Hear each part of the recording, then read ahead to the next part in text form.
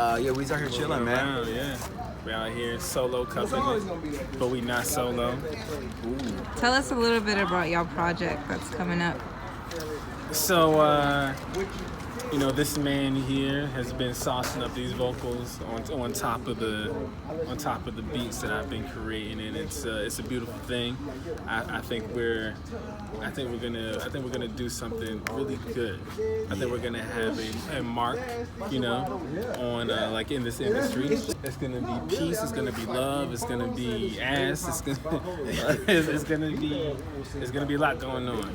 I'm excited because Kenneth we're starting to understand each other's language, and I think that the way he's able to speak sonically, I'm able to complement it very well, and it allows the feeling that I want to be projected out to be received. And so, this is gonna be a dope project, and it's gonna be called "Thank You, Father." So. Oh, you're rolling already. Okay, great. Hi. My name is Bethaney, and I'm here with Dane Caston, and we are going to go inside the brain of Dane for a little bit here. How are you feeling? I'm excited. I'm ecstatic right now. Cool. Yeah, I'm good. How are you? I'm good. Good. I'm happy to be here. Thanks for the invitation. Absolutely. Thank you. So inside your brain, my first question is, who are you? Who is Dane Caston? And we're here talking about your recently released EP, Thank You, Father. And so I'd love to hear a little bit more about the different experiences you've had that have even led to the creation of this album. Yeah. So this question of who am I? Dane Caston is somebody who's constantly growing, always seeking more of the beauty and the essence of God, and someone who wants the world to be a better place, and someone who's striving to just play their role while they're here on earth and inspire other people that they can do the same. Mm-hmm. Yeah, that's who I am. And I'm an artist, and I'm just a creative at heart. I think somebody who just is trying to learn how to love unconditionally, and just play my part on earth. Yeah. When you think about this album and who you are, like what key moments made you even want to create this piece of work, to start this project? So the key moment that made me want to start this project, it's funny. So I had always kind of had an interest in music, but I remember one time in particular, my wife asked me, she said, if your parents ever gave you a gift, would you tell them that you don't want it? And I was like, no. And then it just literally just hit me, it spoke to my heart. It was like, if God has given you a gift, who are you to tell God that you don't want it? And I was like, I have to do something about it. But there was, to be completely honest, there was a sense of fear. And I didn't necessarily know if I would measure up to what I wanted my music to sound like, or how I wanted people to receive it, because what I've learned even before then, it's just like when you release your art to anybody, there's a sense of vulnerability that you have to be comfortable with yourself, because especially this day and age where everybody's voice is somewhat equal through comments and social media. Sure.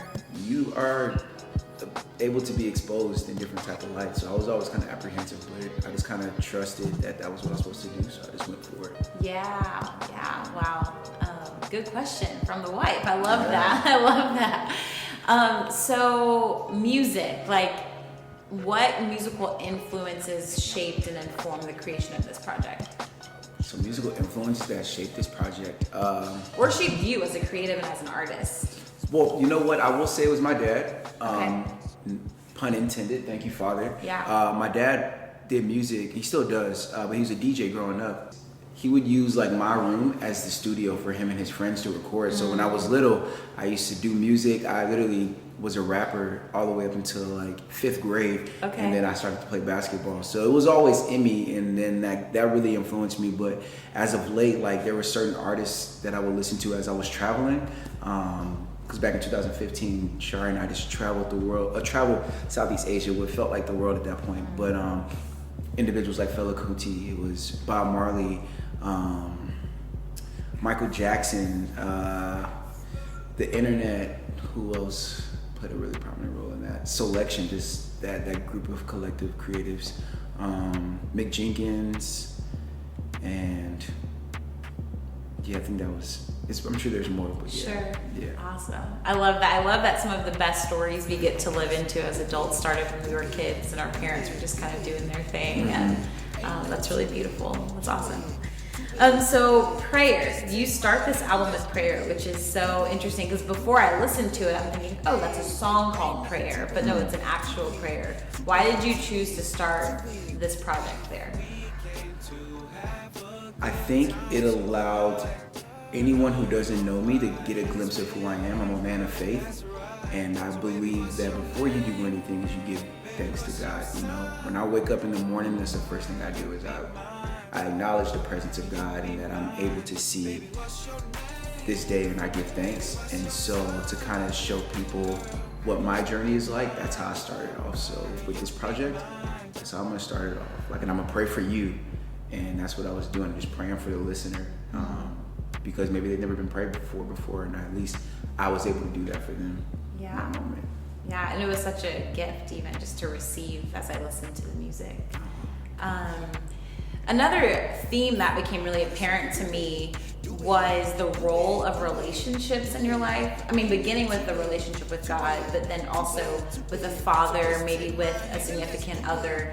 And I feel like through the whole album, it's just like, okay, you care a lot about people. And so what role have relationships played in your creative journey? Everything from the music you actually made to you finding the courage and vulnerability to show up and do the work at all. Like, when you think about relationships in relation to this, what comes to mind? That's such a powerful question because I remember one of my pastors told me, he said the currency of God's kingdom is relationships. And so once I started to really understand the power of relationships, I valued them completely different. And so it even translated into God spoke to me, because that's literally where people, different relationships, God is using them to speak to me.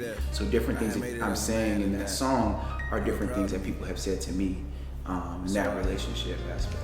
Yeah. Oh, that's so powerful too, because as I was listening to God Spoke to Me, it made me pause to think about just the different messages that have encouraged me, affirmed me, helped me show up more fully in the world. And so, it's so good.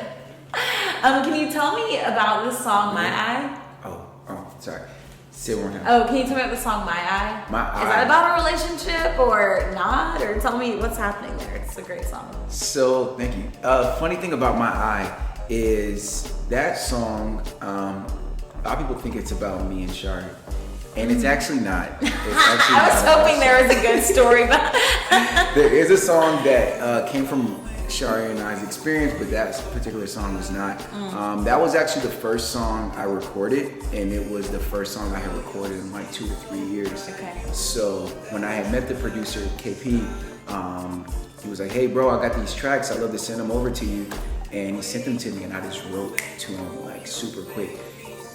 And it came from the influence, I can't believe I forgot this, but Pharrell and Snoop Dogg. And I was like, I love their song Beautiful. And it was just like, they have an album called Bush, and if you haven't heard it, you have to listen to it. Okay. But Bush was like, I was like, how would they approach this track? And how could it be beautiful and colorful and just, that was the approach for that particular song. So it wasn't necessarily a real relationship that I know of.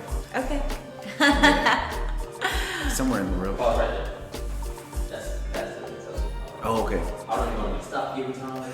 That's what I meant. Oh, that's what that was. Okay. The 10-minute mark was about this situation, Yeah, this so. thing. Oh, really? Yeah, and now it's not on. So you want to We can just keep going, yeah. We can just keep going.